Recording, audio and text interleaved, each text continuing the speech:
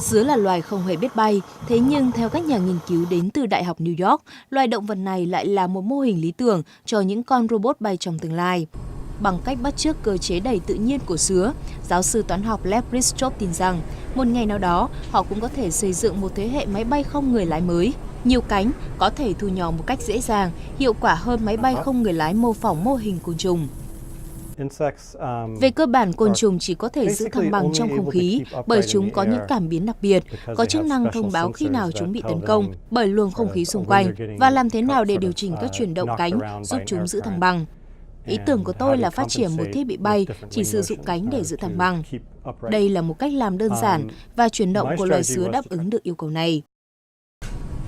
Theo giáo sư Richthof, robot bay mô phỏng chuyển động của sứa trong tương lai sẽ là ý tưởng tuyệt vời cho việc khảo sát trên không, giám sát môi trường và cứu hộ. Mẫu robot thử nghiệm đầu tiên của nhóm nghiên cứu bao gồm 4 cánh, hoạt động phối hợp với nhau, giúp robot bay ổn định trong gió. Hiện tại, nghiên cứu này vẫn đang trong giai đoạn khởi đầu, do đó quá trình hoàn thành dự án này sẽ phải cần đến nhiều lần chỉnh sửa trước khi tạo ra một sản phẩm bay hoàn hảo.